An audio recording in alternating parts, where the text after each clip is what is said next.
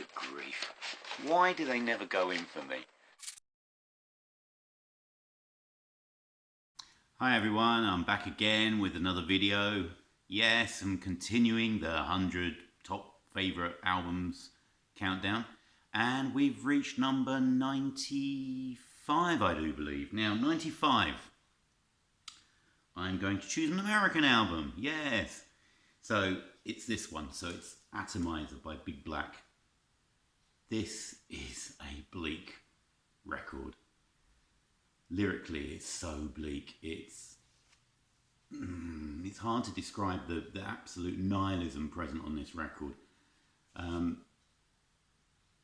think I like it so much because of the guitar sounds that Steve Albini employs on this. I mean, the guitar sounds like broken glass. I can't really describe it as anything else. It's caustic, sharp, and if you play it loud enough volume, it just hurts your ears. It's an unbelievable guitar tone that he uses on this record. The songs are brutal, the lyrics are brutal, it's bleak.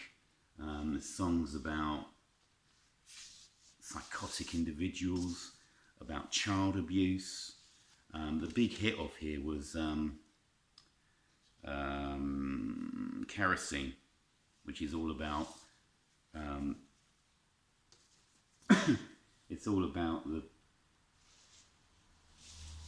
just living in nowhere USA, and basically coming down to the choice of sex or burning things. It is bleak, that's all I can say, but it is an absolutely unbelievable listen. So there we go, number 95, Atomizer by Big Black, released in 1986 on Blast First. I think I first heard this like a little bit later. Probably, I mean, there were two songs that I really loved that were played a lot at indie discos in sort of the late 80s. So they were Waiting Room by Fugazi and Kerosene by Big Black. And I just remember absolutely going ape to Kerosene and Waiting Room. Yeah, and then I went and got this album, and it is an unbelievable album. Absolutely fantastic in such a dark way. So there we go. Right. A bit of a change of sound for number 94. So released in, I think it was early 1984, was this one. So this is Sparkle in the Rain by Simple Minds. Now, I missed New Gold Dream at the time. I remember Promised You a Miracle, and I remember quite liking it. But then I heard the first single off this, Waterfront, and it's brooding bass and story of the Clyde, and using the waterline of the Clyde as a metaphor for Glasgow. But this is a fantastic record. I love the sound of this. Again, I love this because of the sound of it. It's such an expansive record. It's really clattery. The drums and the bass playing is marvelous, and the drums by, now it's drums are by Mel Gaynor. Absolutely love the drums on this thing, on things like Up on the Catwalk, which is a brilliant song, Waterfront, and all the way through things like Seaman Cry Like a Baby. It's fantastic. They got a lovely instrumental to round it off, Shake Off the Ghost, which is lovely. They also cover Street Hassle by Lou Reed on here. They miss out the bits about drug addiction and the second section about where it's I think it's a junkie or the seller of smack. So they have the bits from the first and third bits. But I love this record from start to finish. Absolutely love it. Such a massive sounding record. It's so 80s but so massive. Absolutely love it. So there we go. So that's Simple Minds, Sparkle in the Rain, released in 1984 at number 94.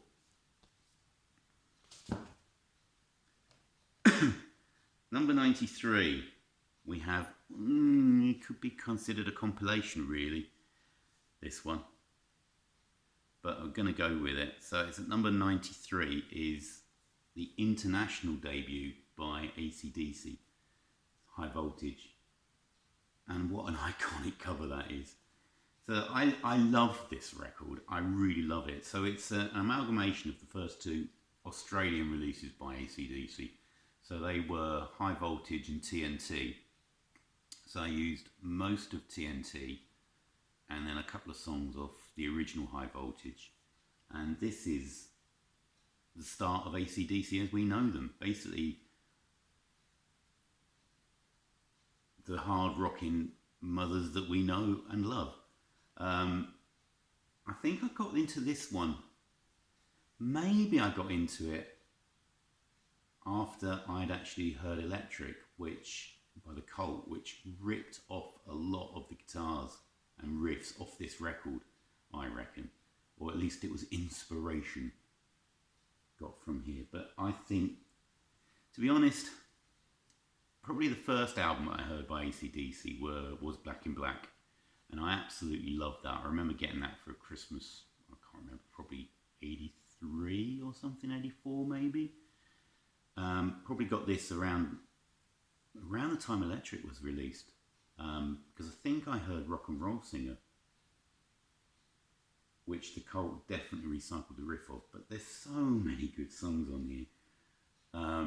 Bon Scott, what a frontman. What an absolute frontman. It's such a shame he didn't last longer than he did.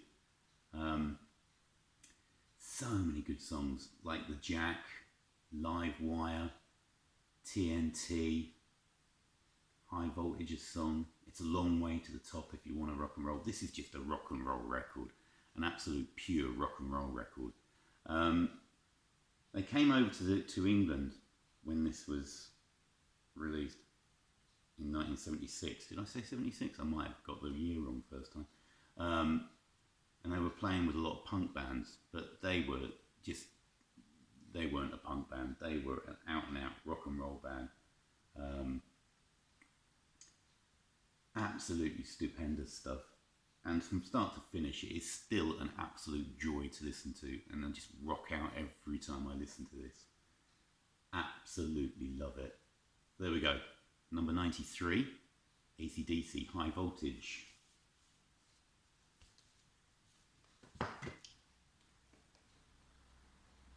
Right, number 92, I do believe. Yeah, that's right. So 92 is from 1988, and I had to choose a Pogues record. I had to. I think that old Shane MacGowan is one of the most underrated lyricists, I think, in rock. I think he just brought a poeticism, like a kind of a bleakness. I mean, I could have chosen any one of a number of their albums, but there's a humour to his lyrics as well, and I just think the band are just absolutely shit hot on this record, absolutely. So you've got things like Fiesta, you've got the brilliant Streets of Sorrow, Birmingham 6, which is all about the pub bombers and the wrongful conviction of those people. You've got songs about Ireland, songs about London, songs about betting on the horses, the immaculate fairy tale of New York, despite the lyrical controversy you get now. Turkish Song of the Damned is a rollicking. it's just rollicking from start to finish. And If I Should Fall from Grace with God is just a brilliant song. And then you've got Thousands of Sailing, which is all about the diaspora of the Irish. It's almost like a kind of history lesson about the Irish in London, I guess, or the Irish in big cities. But it's an urban album, even though it's like they draw from Irish music, Irish folk music. It's played with a punk attitude, and it couldn't have been made by a band who grew up in the sticks. It had to be a band that grew up, or at least lived in the city. Despite the longing that he shows for Ireland and the lush greenness, but it's a city album. And that's probably why I connect with it, because growing up in London, I met so many Irish people, I knew so many Irish people, and it just reminds me of that time as well, late 80s in London. Brilliant record. Fantastic stuff. Just love this. So there we go. Number 92, Pogues, If I Should Fall from Grace with God. Right, number 91. And we've got an ex-Beatle. So 91, I've got Band on the Run. This is probably one of the first albums I ever heard.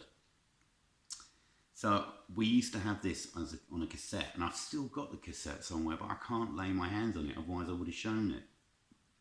So I remember taking the cassette from downstairs where my dad kept his music and taking it up to my room, and on one of those little portable tape recorders, that was sort of like about that big, little black thing, and I think it only had one speaker, so everything was in mono, and playing this and falling in love with like Band on the Run.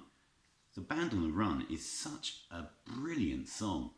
I think the time I probably first heard this, I was also falling in love. My favourite song was probably Bohemian Rhapsody, and it shares a kind of structure. It's a 3-part structure to that song, and the way it moves between the parts, it just moves seamlessly. And in fact, the songs move seamlessly. It's very much sort of structure like Abbey Road in parts, where it's like you've got bits of songs dropping in and out. Band on the Run gets an encore during is it Picasso's Last Words? It gets another bit in there. Got Let Me Roll It, which sounds like a Lennon song, probably the most Lennon-like that McCartney ever sounded like. Jet, which is a fabulous rocker, power pop. Maybe one of the first power pop songs. You got Picasso's Last Words, which was written who was it? Dustin Hoffman challenged McCartney to write a song about anything, and they pulled out an article about Picasso's Last Words, and McCartney wrote a song about it. I mean, later I got to know about the theme of the album is like freedom, and I appreciate it on another level, but I grew up with this album and I still absolutely love it to pieces, and I think it is a sublime record from start to finish. Absolutely love it. So there we go. So number 91, we have Band on the Run by Paul McCartney and Wings, released in 1973. So there we go. So that's the second instalment of my top 100, my favourite 100 I should put, because I don't like saying the top albums of all time or anything like that, because they're my favourites, they're my choices, so that's all I'm going to say that they are. Well, I hope you enjoyed a quick run through those 5 albums, and I hope you will join me when I come back with numbers 90 to 86. Thanks very much for joining me, and I hope you enjoyed it. Thanks a lot. Cheers. Bye.